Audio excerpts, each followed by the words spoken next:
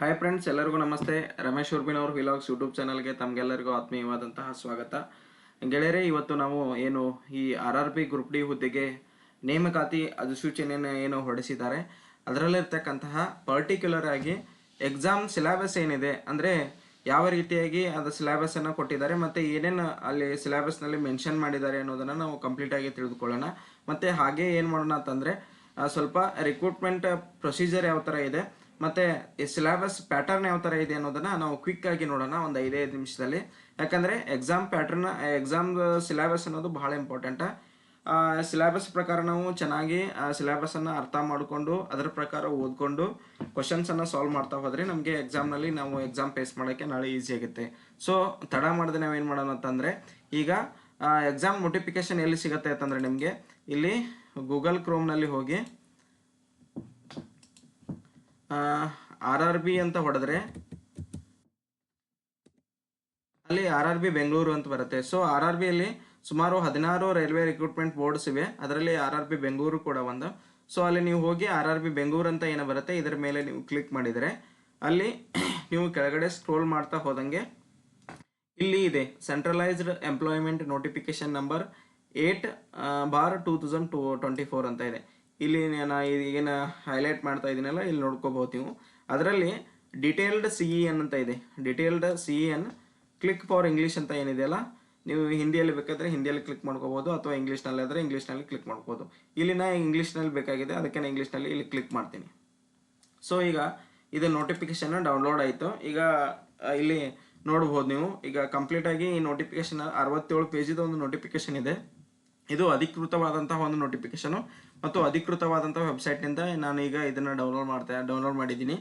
So ಈಗ ನಾವು important ಆಗಿ ಏನಪ್ಪ ಅಂತಂದರೆ, ರಿಕ್ರೂಟ್ಮೆಂಟ್ ಪ್ರೊಸೀಜರ್ ಯಾವ ಥರ ಇರುತ್ತೆ, ಸಿಲೆಬಸ್ ಪ್ಯಾಟರ್ನ್ ಯಾವ ಥರ ಇರುತ್ತೆ, ಮತ್ತು ಎಕ್ಸಾಮ್ ಸಿಲೆಬಸ್ಸಲ್ಲಿ ಏನೇನಿದೆ ಅನ್ನೋದನ್ನು ನಾವು ನೋಡಬೇಕಾಗಿದೆ. ಸೊ ಅದಕ್ಕಾಗಿ ನಾನು ಏನು ಮಾಡ್ತೀನಿ, ಈ ರಿಕ್ರೂಟ್ಮೆಂಟ್ ನೋಟಿಫಿಕೇಶನ್ನ 23ನೇ ಪೇಜ್ನಲ್ಲಿ ನಾನು ಸ್ಕ್ರೋಲ್ ಮಾಡ್ತಾ ಹೋದಂಗೆ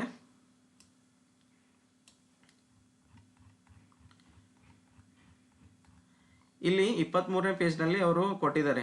ಫಸ್ಟು ರಿಕ್ರೂಟ್ಮೆಂಟ್ ಪ್ರೊಸೀಜರ್ ಕೊಟ್ಟಿದ್ದಾರೆ. ಇಲ್ಲಿ ನೋಡ್ಬೋದು 14.0 ರಿಕ್ರೂಟ್ಮೆಂಟ್ ಪ್ರೊಸೆಸ್ ಅಂತ ಇದೆ. ಇಲ್ಲಿ ನೋಡಿದಾಗ ಏನಪ್ಪ ಅಂತಂದರೆ, ಫಸ್ಟು ಏನಿದೆ ಅಂತಂದರೆ ಕಂಪ್ಯೂಟರ್ ಬೇಸ್ಡ್ ಟೆಸ್ಟ್ಸ್ ಅಂತ ಇದೆ, ಅಂದರೆ CBT ಇದೆ. ಅದಾದ ನಂತರ ಫಿಸಿಕಲ್ ಎಕ್ಸಾಮಿನೇಷನ್ ಇದೆ. ಅದಾದ ನಂತರ ಡಾಕ್ಯುಮೆಂಟ್ ವೆರಿಫಿಕೇಷನ್ ಮಾಡ್ತಾರೆ. ಅದಾದ ನಂತರ ಮೆಡಿಕಲ್ ಎಕ್ಸಾಮಿನೇಷನ್ನ ಮಾಡ್ತಾರೆ. ಸೊ ಇದು ಇಷ್ಟು ಏನಪ್ಪ ಅಂತಂದರೆ ಈ ಎಕ್ಸಾಮನ್ನು, ಅಂದರೆ ಈ ಎಕ್ಸಾಮ್ಗೆ ಮೇನ್ ಕ್ವಾಲಿಫಿಕೇಷನ್ ಏನಪ್ಪ ಅಂತಂದರೆ SSLC. ಆ SSLC ಆದ ನಂತರ ಏನೇನು ಪ್ರೊಸೀಜರ್ ಮಾಡ್ತಾರಂತಂದರೆ, ಒಂದು ಕಂಪ್ಯೂಟರ್ ಬೇಸ್ಡ್ ಎಕ್ಸಾಮ್ ಇಡ್ತಾರೆ. ಅದಾದ ನಂತರ ಫಿಸಿಕಲ್ ಎಕ್ಸಾಮ್ ತೊಗೋತಾರೆ. ಅದಾದ ನಂತರ ಏನು ಮಾಡ್ತಾರೆ ಅಂದರೆ ನಿಮ್ದೆಲ್ಲ ದಾಖಲಾತಿ ಪರಿಶೀಲನೆ ಮಾಡ್ತಾರೆ. ಅದಾದ ನಂತರ ಮೆಡಿಕಲ್ ಎಕ್ಸಾಮ್ ಇಟ್ಟು ನಿಮ್ಗೆ ಆ ನಂತರ ಏನು ಮಾಡ್ತಾರೆ, ಆರ್ಡರ್ ಕಾಪಿಯನ್ನು ಕೊಡ್ತಾರೆ. ಸೊ ಅದಾದ ನಂತರ ಈ ಎಕ್ಸಾಮು ಎಷ್ಟು ಇದನ್ನಿರುತ್ತಂದರೆ, ಎಕ್ಸಾಮ್ 1.5 ತಾಸಿಂದ ಎಕ್ಸಾಮ್ ಇರುತ್ತೆ. ಅಂದರೆ ಸೊ ಇಲ್ಲಿ ನೋಡ್ಬೋದು ನೀವು 90 ಎಕ್ಸಾಮ್ ಡ್ಯೂರೇಷನ್ ಮಿನಿಟ್ಸ್ ಅಂತ ಇದೆ. ಇಲ್ಲಿ 90 ಮಿನಿಟ್ಸ್ ಕೊಟ್ಟಿದ್ದಾರೆ. ಅಂದರೆ ಅವರು 1 hour 30 minutes ಈ ಎಕ್ಸಾಮ್ಗೆ ಇರುವಂತಹ ಕಾಲಾವಕಾಶ. ಅದಾದ ನಂತರ ಎಷ್ಟು ಮಾರ್ಕ್ಸಿಂದ ಇರುತ್ತೆ ಅಂದರೆ, ಟೋಟಲ್ ನಂಬರ್ ಆಫ್ ಕ್ವಶನ್ಸ್ 100 ಇರುತ್ತೆ. 100 ಮಾರ್ಕ್ಸಿಂದ ಎಕ್ಸಾಮ್ ಇರುತ್ತೆ. ಸೊ ಈಚ್ ಆಫ್ 1 ಮಾರ್ಕ್, ಅಂದರೆ ಒಂದು ಕ್ವಶನ್ಗೆ 1 ಅಂಕ ಅಂಥೇಳಿ ಅವರು ಹೇಳ್ತಾರೆ. ಸೊ ಅದಾದ ನಂತರ ಅದರಲ್ಲಿ 100 ಮಾರ್ಕ್ಸ್ನಲ್ಲಿ ಏನೇನಿರುತ್ತೆ ಅಂದರೆ, ಜನರಲ್ ಸೈನ್ಸ್ದು 25 ಕ್ವಶನ್ ಕೇಳ್ತಾರೆ, ಮ್ಯಾಥಮೆಟಿಕ್ಸ್ದು 25 ಕ್ವಶನ್ ಕೇಳ್ತಾರೆ, ಜನರಲ್ ಇಂಟೆಲಿಜೆನ್ಸ್ ಆ್ಯಂಡ್ ರೀಸನಿಂಗ್ದು 30 ಕ್ವಶನನ್ನು ಕೇಳ್ತಾರೆ, ಮತ್ತು ಅದಾದ ನಂತರ ಜನರಲ್ ಅವೇರ್ನೆಸ್ ಆ್ಯಂಡ್ ಕರೆಂಟ್ ಅಫೇರ್ಸನ್ನು 20 ಕ್ವಶನ್ಸ್ ಕೇಳ್ತಾರೆ. ಸೊ ಟೋಟಲ್ ಆಗಿ 100 ಕ್ವಶನ್ಸು, ಪ್ರತಿಯೊಂದು ಕ್ವಶನ್ಗೂ 1 ಅಂಕ, ಅಂದರೆ ಟೋಟಲ್ 100 ಮಾರ್ಕ್ಸಿಂದು 1.5 ತಾಸಿನ ಎಕ್ಸಾಮ್ ಇರುತ್ತೆ. ಅದು ಇದರಲ್ಲಿ ಕಂಪ್ಯೂಟರ್ ಬೇಸ್ಡ್ ಎಕ್ಸಾಮು. ಸೊ ಕಂಪ್ಯೂಟರ್ನಲ್ಲಿ ನೀವೇನು ಮಾಡಬೇಕಾಗತ್ತೆ ಅಂದರೆ, ಅಲ್ಲೇ ಸಾಲ್ವ್ ಮಾಡಿ ನೀವು ಅಲ್ಲೇ ಅದನ್ನು ಆಪ್ಷನ್ಸನ್ನು ಅಲ್ಲೇ ನೀವು ಕ್ಲಿಕ್ ಮಾಡ್ತಾ ಹೋಗಬೇಕಾಗತ್ತೆ. ಸೊ ಇದಿಷ್ಟು ಏನು ರಿಕ್ರೂಟ್ಮೆಂಟ್ ಪ್ರೊಸೀಜರ್ ಮತ್ತು ಕಂಪ್ಯೂಟರ್ ಬೇಸ್ಡ್ ಟೆಸ್ಟು. ಈಗ ಇದಾದ ನಂತರ ನಾವು ಎಕ್ಸಾಕ್ಟಾಗಿ ಏನೇನು ಸಿಲೆಬಸ್ ಕೊಟ್ಟಿದ್ದೇನೆ ಅಂತ ನೋಡೋಣ. ನೀವು ಏನಂತಂದರೆ ಫ್ರೆಂಡ್ಸ್, ಈಗ ನಾವು ಯಾವುದೋ ಒಂದು ಎಕ್ಸಾಮನ್ನು ಫೇಸ್ ಮಾಡೋಕ್ಕೆ ಹೊಟ್ಟಿದ್ದೀವಿ ಅಂತಂದರೆ, ಇಂಪಾರ್ಟೆಂಟ್ ಆಗಿ ಅದರಲ್ಲಿ ಏನೇನು ಸಿಲೆಬಸ್ ಇದೆ ಅನ್ನೋದನ್ನು ನಾವು ನೋಡ್ಕೋಬೇಕಾಗತ್ತೆ. ಯಾಕಂದರೆ ನಾವು ಸಿಲೆಬಸನ್ನು ಕಂಪ್ಲೀಟಾಗಿ ಸ್ಟಡಿ ಮಾಡಿಕೊಂಡು ಅದರಲ್ಲಿ ಏನೇನು ಚಾಪ್ಟರ್ಗಳನ್ನು ಕೇಳಿದ್ದಾನೆ ಮತ್ತು ಬೇರೆ ಯಾವ್ಯಾವ ಸಬ್ಜೆಕ್ಟ್ ವೈಸು ಏನೇನು ಕೇಳಿದ್ದಾನೆ ಅನ್ನೋದನ್ನು ನೋಡಿಕೊಂಡ್ರೆ, ಅದರ ಪ್ರಕಾರ ನಾವು ಏನು ಸ್ಟಡಿ ಮಾಡ್ತಾ ಹೋದರೆ ನಮಗೆ ಈಸಿ ಆಗುತ್ತೆ. ಸೊ ಯಾವ್ಯಾವ ಬುಕ್ಸ್ ಓದೋಕ್ಕಿಂತ ಫಸ್ಟ್ ನಾವು ಏನು ಮಾಡ್ಬೇಕಂದ್ರೆ, ಸಿಲೆಬಸ್ನಲ್ಲಿ ಏನಿದೆ ಚಾಪ್ಟರ್ ವೈಸ್ ಏನೇನು ಅದ್ರ ಪ್ರಕಾರ ನಾವು ನೋಟ್ಸನ್ನು ಓದ್ಕೊಂಡ್ರೆ, ಯಾವುದೋ ಒಂದು ನೋಟ್ಸ್ ಅಥವಾ ಬುಕ್ಸನ್ನು ಓದ್ಕೊಂಡ್ರೆ ನಮ್ಗೆ ಏನಾಗುತ್ತೆ, ಈಸಿ ಆಗುತ್ತೆ. ಸೊ ತಡ ಮಾಡದೆ ನಾವೇನು ಮಾಡೋಣ ಅಂತಂದರೆ ಈ ಸಿಲೆಬಸ್ ಎಕ್ಸಾಕ್ಟ್ ಏನೇನು ಕೊಟ್ಟಿದ್ದಾನೆ ನೋಡೋಣ. ಇಲ್ಲಿ ಕೊಟ್ಟಿದ್ದಾರೆ ಅವರು ಈ ಮ್ಯಾಥಮೆಟಿಕ್ಸ್ ಸಿಲೆಬಸ್ನಲ್ಲಿ ನಂಬರ್ ಸಿಸ್ಟಮ್. ನಾ ಈಗ ಓದ್ತಾ ಹೋಗ್ತೀನಿ, ನೋಡ್ಕೊತ ಹೋಗ್ರಿ.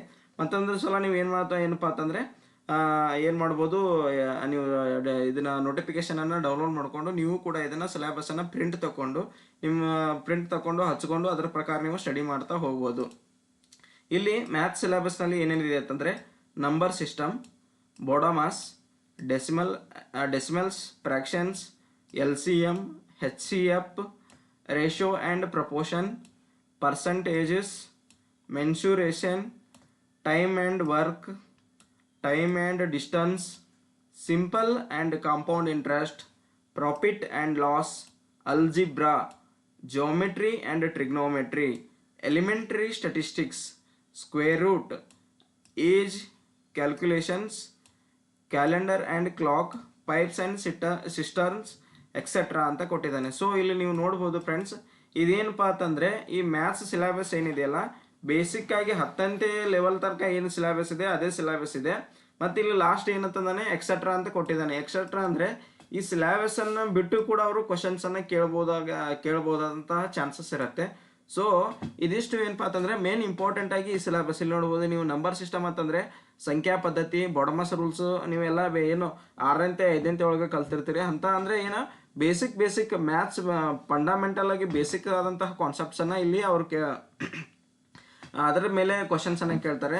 ಸೊ ನಾವು ಇಂಪಾರ್ಟೆಂಟ್ ಆಗಿ ಏನು ಮಾಡಬೇಕು ಅಂದರೆ ಇದೆಲ್ಲ ಸಿಲೆಬಸ್ ಏನಿದೆಲ್ಲ 6 to 10th NCERT ನೀವು ಟೆಕ್ಸ್ಟ್ ಬುಕ್ಸ್ಗಳನ್ನು ನೋಡಿದರೆ ಇವೆಲ್ಲ ಸಿಲೆಬಸ್ ಅದರಲ್ಲಿ ಕವರ್ ಆಗುತ್ತೆ.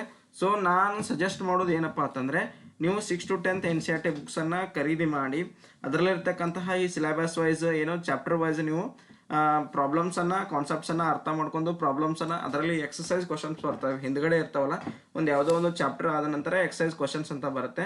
ಅದರಲ್ಲಿರ್ತಕ್ಕಂಥ ಕ್ವಶನ್ಸನ್ನು ನೀವು ಸಾಲ್ವ್ ಮಾಡಿದರೆ ಏನಾಗುತ್ತೆ ಅಂದರೆ ಅದಾದ ನಂತರ ಸ್ವಲ್ಪ ಮಾಡೆಲ್ ಕ್ವಶನ್ ಪೇಪರ್ಸು ಮತ್ತು ಪ್ರೀವಿಯಸ್ ಇಯರ್ ಕ್ವಶನ್ ಪೇಪರ್ಸ್ ಭಾಳ ಇಂಪಾರ್ಟೆಂಟು. ಅದನ್ನು ನೀವು ಸಾಲ್ವ್ ಮಾಡಿದರೆ ನೀವು ಈಸಿಯಾಗಿ ಸ್ಕೋರನ್ನು ಮಾಡ್ಬೋದು ಅಂತ ಹೇಳ್ತೀನಿ. ಇಲ್ಲಿ ನೋಡ್ಬೋದು ನೀವು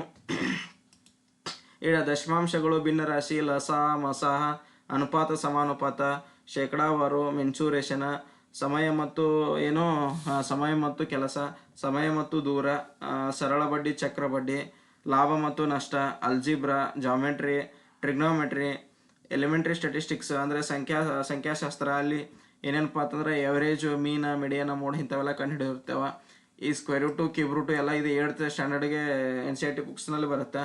ಏಜ್ ಅಂದರೆ ವಯಸ್ಸಿಗೆ ಸಂಬಂಧಿಸಿದಂಥ ಕ್ವಶನ್ಸು, ಈ ಕ್ಯಾಲೆಂಡರ್ ಸಂಬಂಧಿಸಿದಂಥ ಕ್ವಶನ್ಸು, ಗಡಿಯಾರಕ್ಕೆ ಸಂಬಂಧಿಸಿದಂಥ ಸ್ವಲ್ಪ ಇನ್ನಿತರ ಏನೇನು ಮಾಡ್ತಾರೆ ಅಂತಂದರೆ ಇದನ್ನು ಬಿಟ್ಟು ಕೂಡ ಕೇಳ್ಬೋದು ಅಂತ ಇಲ್ಲಿ ಹೇಳಿದ್ದಾರೆ. ಅದಾದ ನಂತರ ಇಲ್ಲಿ ಜನರಲ್ ಇಂಟೆಲಿಜೆನ್ಸ್ ಆ್ಯಂಡ್ ರೀಸನಿಂಗನ್ನು ನೋಡ್ತಾ ಹೋಗೋಣ. ಅಲ್ಲಿ ಏನೇನು ಸಿಲೆಬಸ್ ಇದೆ ಅಂದರೆ ಅನಾಲೋಜೀಸ್ ಅಂದರೆ ಅನಾಲೋಜಿಗೆ ಸಂಬಂಧಪಟ್ಟಂಥ questions, alphabetical and number series. Alphabetical ಅಂತಂದರೆ ಈ ಪದಗಳದ್ದು, ನಂಬರ್ ಅಂತಂದರೆ ಈ ಸಂಖ್ಯೆಗಳಿಗೆ ಸಂಬಂಧಿಸಿದಂಥ ಸೀರೀಸ್ ಮೇಲಿನ ಕ್ವಶನ್ಸನ್ನು ಕೇಳ್ತಾರೆ. ಕೋಡಿಂಗ್ ಮತ್ತು decoding, mathematical operations, relationships, syllogism, jumbling, Venn diagram, data interpretation and sufficiency. ಅದಾದ ನಂತರ conclusions and decision making, similarities and differences, analytical reasoning, classification, directions and statement, arguments and assumptions etcetera ಅಂತ ಕೊಟ್ಟಿದ್ದಾರೆ. So ಇಲ್ಲಿ ಕೊಟ್ಟಿರ್ತಕ್ಕಂಥ ಇಷ್ಟನ್ನು ಬಿಟ್ಟು ಕೂಡ ಅವ್ರೇನು ಮಾಡ್ಬೋದು, ಕ್ವಶನ್ಸನ್ನು ಕೇಳ್ಬೋದು ಅಂತೇಳಿ ಎಕ್ಸೆಟ್ರಾ ಅಂತೇಳಿ ಕೊಟ್ಟಿದ್ದಾರೆ. ಅದಕ್ಕಾಗಿ ನಾವು ಏನು ಮಾಡ್ಬೇಕಂದ್ರೆ ಇವೆಷ್ಟನ್ನು ನಾವು ಏನು ಮಾಡಬೇಕು, ಫಸ್ಟ್ ಸ್ಟಡಿ ಮಾಡಿ ಅದಾದ ನಂತರ ಉಕ್ಕಿದ ಇದೇನು ರೀಸನಿಂಗ್ ಕಾನ್ಸೆಪ್ಟ್ಸ್ ಬರ್ತಾವಲ್ಲ ಅದಕ್ಕೆ ನೀವೇನು ಮಾಡ್ಬೋದು ಅಂದರೆ ಮತ್ತೆ ಜಾಸ್ತಿ ಬೇರೆ ಬೇರೆ ಕಾನ್ಸೆಪ್ಟ್ಗಳನ್ನು ನೀವು ಓದ್ಬೋದು. ಅದಾದ ನಂತರ ಇಲ್ಲಿ ಜನರಲ್ ಸೈನ್ಸ್ನಲ್ಲಿ ಏನೇನು ಕೊಟ್ಟಿದ್ದಾರೆ ಪರ್ಟಿಕ್ಯುಲರ್ ಆಗಿ ಅವನು ಇಲ್ಲಿ ಹೇಳೇಬಿಟ್ಟಿದ್ದಾನೆ. ಏನಪ್ಪ ಅಂತಂದರೆ the syllabus under this shall cover physics, chemistry and life sciences of 10th standard level. ಅದರಾಗೂ CBSE ಅಂತ ಹೇಳಿದೆ ನಾವು. ಸೊ CBSE ಅಂತಂದ್ರೆ ಏನ, NCERT ಟೆಕ್ಸ್ಟ್ ಬುಕ್ಸು 10th ತನಕ ಏನು ನೀವು ಮಿನಿಮಮ್ ಅಂದರೂ 6ರಿಂದ 10th ತನಕ ಏನು ಸೈನ್ಸ್ ಟೆಕ್ಸ್ಟ್ ಬುಕ್ಗಳು ಬರ್ತಾವಲ್ಲ ಅದರೊಳಗಿರ್ತಕ್ಕಂತಹ ಫಿಸಿಕ್ಸ್, ಕೆಮಿಸ್ಟ್ರಿ ಮತ್ತು ಎಲ್ಲ ಏನು ಬಯೋಲಜಿ ಕಾನ್ಸೆಪ್ಟ್ಸ್ಗಳಿದಾವಲ್ಲ ಅವನ್ನೆಲ್ಲ ನೀವು ಓದಿ ಕಂಪಲ್ಸರಿ ಅರ್ಥ ಮಾಡ್ಕೊಳ್ಳೇಬೇಕು. ಮತ್ತು ಅದರ ಮ್ಯಾಗಿರ್ತಕ್ಕಂತಹ ಪ್ರಿವಿಯಸ್ ಇಯರ್ ಕ್ವಶನ್ ಪೇಪರ್ಗಳನ್ನು ಮತ್ತು ಏನು ಕಾನ್ಸೆಪ್ಟ್ಗಳನ್ನ ಅರ್ಥ ಮಾಡ್ಕೋಬೇಕು. ಸೊ ಇಲ್ಲಿ ಪರ್ಟಿಕ್ಯುಲರ್ ಆಗಿ ಹೇಳಿಬಿಟ್ಟಿದ್ದಾನೆ, ಇಂತಿಷ್ಟೇ ಸಿಲೆಬಸ್ ಅಂತ ಹೇಳಿಬಿಟ್ಟಾನೆ. ಅಂದರೆ ನೀವು ಏನು ಮಾಡ್ಬೇಕಂತಂದ್ರೆ 6ರಿಂದ 10 NCERT ಟೆಕ್ಸ್ಟ್ ಬುಕ್ಕನ್ನು ಓದಬೇಕು. ಅದಾದ ನಂತರ ಇಲ್ಲಿ ಏನು ಕೊಟ್ಟಿದ್ದಾನೆ, general awareness on current affairs. ಏನಂದರೆ ಇಲ್ಲಿ ಸಾಮಾನ್ಯ ಜ್ಞಾನ ಮತ್ತು ಪ್ರಚಲಿತ ಘಟನೆಗಳ ಬಗ್ಗೆ ಅದು ಸಿಲೆಬಸನ್ನು ಹೇಳಿದ್ದಾನೆ. ಏನೇನಂತಂದರೆ ಸೈನ್ಸ್ ಆ್ಯಂಡ್ ಟೆಕ್ನಾಲಜಿ, ವಿಜ್ಞಾನ ಮತ್ತು ತಂತ್ರಜ್ಞಾನದ ಬಗ್ಗೆ, sports, culture, personalities, economics, politics and any other subject of importance. ಅಂದರೆ ಅವನು ಹೇಳಿಬಿಟ್ಟಿದ್ದಾನೆ, ಏನು ಬೇಕಾದರೂ ಕೇಳ್ಬೋದು ಅಂತ ಹೇಳಿದ್ದಾನೆ. ಸೊ ಇಲ್ಲಿ ಸೈನ್ಸ್ ಮಾತ್ರ ಸ್ಪೆಸಿಫಿಕ್ ಆಗಿ ಇದೇ ಸಿಲೆಬಸ್ ಅಂತ ಹೇಳಿದ್ದಾನೆ. ಉಳುಕಿದ್ದೆಲ್ಲವನ್ನು ಈ ರೀತಿ ಕೊಟ್ಟು ಮತ್ತೆ ಅದನ್ನು ಬಿಟ್ಟು ಕೇಳ್ಬೋದು ಅಂತ ಹೇಳಿದ್ದಾನೆ. ಸೊ ಫ್ರೆಂಡ್ಸ್, ಇಂಪಾರ್ಟೆಂಟಾಗಿ ಇಲ್ಲಿ ಏನಿದೆಯಲ್ಲ ಇದನ್ನು ನೀವು ಒಂದು ಪ್ರಿಂಟೌಟ್ ತಕ್ಕೊಂಡು ಇದ್ರ ಮೇಲೆ ಫೋಕಸ್ ಮಾಡಿ ನೀವು ಇದರ ಏನು ಮಾಡ್ಬೋದು ಅಂತಂದರೆ ಎಕ್ಸಾಮ್ ಪ್ರಿಪ್ರೇಷನನ್ನು ಮಾಡ್ಬೋದು. ಸೊ ಮೇನ್ ಇಂಪಾರ್ಟೆಂಟಾಗಿ ಏನು ಹೇಳೋದಪ್ಪ ಅಂತಂದರೆ ಈ ಮ್ಯಾಥ್ಸ್ ಮತ್ತು ಸೈನ್ಸ್ಗೆ ಸಂಬಂಧಪಟ್ಟಂತೆ 6ರಿಂದ 10ವರೆಗಿನ ಏನು NCERT ಬುಕ್ಸ್ ಇದೆ ಅದನ್ನು ನೀವು ಖರೀದಿ ಮಾಡಿ ಆ ಕಾನ್ಸೆಪ್ಟ್ಸನ್ನು ನೀವು ಅರ್ಥ ಮಾಡ್ಕೋಬೇಕು. ಇನ್ನೊಂದು ಏನಪ್ಪ ಅಂತಂದರೆ ನಿಮಗೆ ಅವು ಇಂಗ್ಲೀಷ್ನಲ್ಲಿದ್ದು ಕನ್ನಡ ಮಾಧ್ಯಮದ ಅಭ್ಯರ್ಥಿಗಳಿಗೆ ಅರ್ಥ ಆಗಲಿಲ್ಲಪ್ಪ ಅಂತಂದರೆ ಸಾಕಷ್ಟು ಯೂಟ್ಯೂಬ್ ಚಾನಲ್ಗಳು ಏನು ಮಾಡ್ತಾ ಇದ್ದಾವತ್ತಂದರೆ ಅಲ್ಲಿ ಅವರು ಕ್ಲಾಸಸನ್ನು ಹೇಳಿದ್ದಾರೆ, ಚಾಪ್ಟರ್ ವೈಸ್ ಹೇಳಿದ್ದಾರೆ, ಬಹಳ ಈಸಿಯಾಗಿ ಅರ್ಥವಾಗುವಂತೆ ಹೇಳಿದ್ದಾರೆ. ಸೊ ಒಬ್ಬೊಬ್ಬರು ಏನು ಕನ್ನಡದಲ್ಲಿ ಅಷ್ಟೊಂದು ಸೋರ್ಸು ಸಿಗಲ್ಲ, ಬಟ್ ಸಿಕ್ಕರು ಅದನ್ನು ನೀವು ಯುಟಿಲೈಸ್ ಮಾಡ್ಕೋಬೋದು. ಹಿಂದಿಯಲ್ಲಿ ಮಾತ್ರ ಸಾಕಷ್ಟು ಸೋರ್ಸ್ ಇದೆ ಮತ್ತು ಇಂಗ್ಲೀಷ್ನಲ್ಲಿಯೂ ಕೂಡ ಇದೆ. ಸೊ ಅದನ್ನು ನೀವು ಓದಿ ಏನೋ ಅರ್ಥ ಮಾಡಿಕೊಂಡು ಕ್ಲಾಸಸನ್ನು ಕೇಳಿ ನೀವು ಎಕ್ಸಾಮ್ಗೆ ಪ್ರಿಪ್ರೇಷನನ್ನು ಮಾಡ್ಬೋದು. ಅದಾದ ನಂತರ ಸಾಮಾನ್ಯವಾಗಿ ನಾವು ಈಗ GK ನಂತರ ನಾವು ಓದಿರ್ತೇವೆ, ಏನು ಹಿಸ್ಟ್ರಿ, ಜಿಯೋಗ್ರಫಿ, ಏನು ಸಂವಿಧಾನ, ಎಕನಾಮಿಕ್ಸು, ಇವೆಲ್ಲ ನಾರ್ಮಲ್ ಆಗಿ ಎಲ್ಲರೂ ಸ್ಟಡಿ ಮಾಡುವಂಗೆ ನಾವು ಕೂಡ ಇದನ್ನು ಸ್ಟಡಿ ಮಾಡಲೇಬೇಕು. ಸ್ಟಡಿ ಮಾಡಿ ನಾವು ಏನು ಮಾಡಿರ್ತೀವಿ ಆಲ್ರೆಡಿ ಸ್ವಲ್ಪ ಎಲ್ಲರಿಗೂ ಟಚ್ ಇದ್ದೇ ಇರುತ್ತೆ. ಸೊ ಫ್ರೆಂಡ್ಸ್, ಏನಪ್ಪ ಅಂತಂದರೆ ಮೇನ್ ಇಂಪಾರ್ಟೆಂಟ್ ಸಿಲೆಬಸ್ಸು, ಈ ಸಿಲೆಬಸ್ ಪ್ರಕಾರ ನಾವು ಸ್ಟಡಿ ಮಾಡಿದರೆ ಎಕ್ಸಾಮ್ನಲ್ಲಿ ನಾವು ಏನು ಮಾಡ್ಬೋದು ಅಂತಂದರೆ ಎಕ್ಸಾಮನ್ನು ನಾವು ಕ್ಲಿಯರ್ ಮಾಡ್ಬೋದು ಅಂತ ಹೇಳ್ತೀನಿ. ಸೊ ಇಲ್ಲಿಯವರೆಗೆ ಫ್ರೆಂಡ್ಸ್ ನೀವು ಏನು ಅಂತಂದರೆ ಈ RRB ಗ್ರೂಪ್ ಡಿ ಹುದ್ದೆಯ ಏನು ಸಿಲೆಬಸ್ ಇದೆ ಆ ಸಿಲೆಬಸ್ನಲ್ಲಿ ಏನೇನು ಕೇಳ್ತಾರೆ ಮತ್ತು ಪ್ರೊಸೀಜರ್ ಯಾವ ಥರ ಇದೆ ಹಾಗೂ ಸಿಲೆಬಸ್ ಪ್ಯಾಟರ್ನ್ ಯಾವ ಥರ ಇದೆ ಅಂತನ್ನು ನೀವು ನೋಡ್ಕೊಂಡ್ರಿ. ಮತ್ತು ಇನ್ನೊಂದು ಇಂಪಾರ್ಟೆಂಟ್ ಏನಪ್ಪ ಅಂತಂದರೆ ಈ ಕಂಪ್ಯೂಟರ್ ಬೇಸ್ಡ್ ಎಕ್ಸಾಮ್ ಇರೋದ್ರಿಂದ ಸ್ವಲ್ಪ ನಿಮಗೆ ಕಂಪ್ಯೂಟರ್ ನಾಲೆಜ್ ಇರಬೇಕಾದಂಥ ಅವಶ್ಯಕತೆ ಇದೆ. ಯಾಕಂದರೆ ಬೇಸಿಕ್ಕಾಗಿ ನೀವು ಯಾರಿಗೂ ಏನು ಒಬ್ಬೊಬ್ಬರು ಮನೆಯಲ್ಲಿ ಕಂಪ್ಯೂಟರ್ ಇರೋದಿಲ್ಲ. ಸೊ ನೀವೇನು ಮಾಡ್ಬೇಕಂದ್ರೆ ಸ್ವಲ್ಪ ಬೇರೆಯವರ ಅಥವಾ ಯಾವುದೋ ಒಂದು ಏನು ಅಷ್ಟೊಂದು ಈ ಎಕ್ಸಾಮ್ ಫೇಸ್ ಮಾಡೋಕ್ಕೆ ಅಷ್ಟೊಂದು ಭಾಳ ಡೀಪಾಗಿ ಕಂಪ್ಯೂಟರ್ ನಾಲೆಜ್ ಏನು ಬೇಕಾಗಿಲ್ಲ. ಸ್ವಲ್ಪ ನಾರ್ಮಲ್ ನಮಗೆ ಮೊಬೈಲ್ ಯೂಸ್ ಮಾಡೋಕ್ಕೆ ಬಂದರೆ ಸಾಕು. ಮೊಬೈಲ್ ಯೂಸ್ ಮಾಡೋಕ್ಕೆ ಬಂದರೆ ನಾವು ಏನು ಕಂಪ್ಯೂಟರ್ ಯೂಸ್ ಮಾಡಿದಂಗೆ. ಸೊ ಅಷ್ಟು ಮಾತ್ರ ನಮಗೆ ನಾಲೆಜ್ ಬೇಕು ಕಂಪ್ಯೂಟರ್ನಲ್ಲಿ ಎಕ್ಸಾಮ್ ಫೇಸ್ ಮಾಡೋಕ್ಕೆ. ಮತ್ತು ಅಲ್ಲಿ ಕಂಪ್ಯೂಟರ್ನಲ್ಲಿ ಚಾಯ್ಸಿಂಗ್ ಇರುತ್ತೆ, ಅಲ್ಲಿ ನಾವು ಆನ್ಸರನ್ನು ನಾವು ಏನು ಮಾಡ್ಬೇಕಂದ್ರೆ ಕ್ವಶನ್ಸ್ ಕೊಟ್ಟಿರ್ತಾರೆ, ಆಪ್ಷನ್ಸ್ ಕೊಟ್ಟಿರ್ತಾರೆ, ನಾವು ಆನ್ಸರನ್ನು ನಾವು ಬಿಡಿಸಿ ಅಲ್ಲಿ ಏನು ಮಾಡ್ಬೇಕಂದ್ರೆ ಟಿಕ್ ಮಾಡೋದಿರುತ್ತೆ. ಸೊ ಅಷ್ಟೇ ಇರುತ್ತೆ. ಸೊ ಅದನ್ನು ನಾವು ಏನು ಮಾಡಬೇಕು, ಬಹಳ ಜಾಗರೂಕತೆಯಿಂದ ನಾವು ಮಲ್ಟಿಪಲ್ ಚಾಯ್ಸ್ ಕ್ವಶನ್ಸನ್ನು ಆನ್ಸರ್ ಮಾಡುವಾಗ ಏನು ಮಾಡ್ಬೇಕಂದ್ರೆ ಸೆಲೆಕ್ಷನ್ ಮಾಡುವಾಗ ಏನು ಚಾಯ್ಸಸನ್ನು ಸೆಲೆಕ್ಷನ್ ಮಾಡುವಾಗ ಭಾಳ ಜಾಗರೂಕತೆಯಿಂದ ಸೆಲೆಕ್ಷನ್ ಮಾಡಿ ನಾವು ಆನ್ಸರನ್ನು ಮಾಡಬೇಕಾದಂಥ ಇರುತ್ತೆ. ಒಂದು ಸಲ ನಾವು ಕ್ಲಿಕ್ ಮಾಡಿದರೆ ಏನಾಗಲ್ಲ, ಅದು ಇದೇನಾಗಲ್ಲ, ಅಲ್ಲಿ ಎಲ್ಲ ಇದನ್ನಿರುತ್ತೆ, ಏನು ಸೇವ್ ಮಾಡೋದಿರುತ್ತೆ ಮತ್ತು ನೆಕ್ಸ್ಟ್ ಹೋಗೋದಿರುತ್ತೆ. ಅದೆಲ್ಲ ನಿಮಗೂ ಅಲ್ಲಿ ಹೋದ್ಮೇಲೆ ಗೊತ್ತಾಗುತ್ತೆ. ಸ್ವಲ್ಪ ನೀವು ಏನು ಮಾಡ್ಬೇಕಂದ್ರೆ ಫಸ್ಟ್ ಸ್ಟಾರ್ಟಿಂಗ್ ನೀವು ಎದಕ್ಕೂ ಹೆದರ್ಲಾರ್ದೆ ಏನು ಮಾಡಬೇಕು, ಅಲ್ಲಿ ಏನೇನಿದೆ ಏನೇನು ಮಾಡಬೇಕು ಅನ್ನೋದೆಲ್ಲ ಕೊಟ್ಟಿರ್ತಾರೆ. ಸೊ ಅದನ್ನು ನೀವು ಫಸ್ಟ್ ಸ್ಟಡಿ ಮಾಡಬೇಕು, ಸ್ಟಡಿ ನೋಡ್ಕೋಬೇಕು ಏನೇನು ಮಾಡಬೇಕು ಅನ್ನೋದನ್ನು.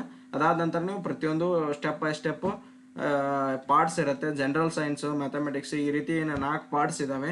ಈ 4 ಪಾರ್ಟ್ಸ್ಗಳಲ್ಲಿ ಕ್ವಶನ್ಸನ್ನು ಕೊಟ್ಟಿರ್ತಾರೆ, ಪಾರ್ಟ್ಸ್ ವೈಸೇ ಕ್ವಶನ್ಸನ್ನು ಕೊಟ್ಟಿರ್ತಾರೆ. ಸೊ ಆ ಪಾರ್ಟ್ಸ್ ವೈಸ್ ನೀವು ಏನು ಮಾಡಬೇಕು, ಕ್ವಶನ್ಸನ್ನು ಆನ್ಸರ್ ಮಾಡಬೇಕು. ಸೊ ಫ್ರೆಂಡ್ಸ್, ಇಲ್ಲಿಯವರೆಗೆ ನೀವು RRB ಗ್ರೂಪ್ ಡಿ ಹುದ್ದೆಯ ಏನು ಸಿಲೆಬಸ್ ಇದೆ, ಏನೇನು ಸಿಲೆಬಸ್ ಇದೆ ಅನ್ನೋದ್ರ ಬಗ್ಗೆ ಎಕ್ಸಾಕ್ಟಾಗಿ ಯಾವ ಸಿಲೆಬಸ್ ಕೇಳ್ತಾರೆ ಅನ್ನೋದನ್ನು ನೀವು ತಿಳ್ಕೊಂಡ್ರಿ. ಸೊ ಇಲ್ಲಿಯವರೆಗೆ ಈ ವಿಡಿಯೋವನ್ನು ನೋಡಿದ್ದಕ್ಕಾಗಿ ನಿಮಗೆ ಧನ್ಯವಾದಗಳನ್ನು ತಿಳಿಸ್ತೀನಿ. ಹಾಗೆಯೇ ನನ್ನ ಯೂಟ್ಯೂಬ್ ಚಾನಲ್ನೆಲ್ಲ ಯಾರ್ಯಾರು ಸಬ್ಸ್ಕ್ರೈಬ್ ಮಾಡಿಲ್ಲ ಪ್ಲೀಸ್ ದಯವಿಟ್ಟು ಸಬ್ಸ್ಕ್ರೈಬ್ ಮಾಡಿ. ಅದೇ ರೀತಿಯಾಗಿ ಪಕ್ಕದಲ್ಲಿರ್ತಕ್ಕಂಥ ಬೆಲ್ ಬಟನ್ನ ಪ್ರೆಸ್ ಮಾಡಿ. ಇದರಿಂದ ನನ್ನ ಮುಂಬರುವ ವಿಡಿಯೋಗಳ ಮಾಹಿತಿ ನಿಮಗೆ ನೋಟಿಫಿಕೇಶನ್ ನಿಮಗೆ ಸಿಗುತ್ತೆ ಅಂತ ಹೇಳ್ತಾ ಈ ವಿಡಿಯೋವನ್ನು ಇಲ್ಲಿಗೆ ಮುಗಿಸುತ್ತೇನೆ. ನಮಸ್ಕಾರ.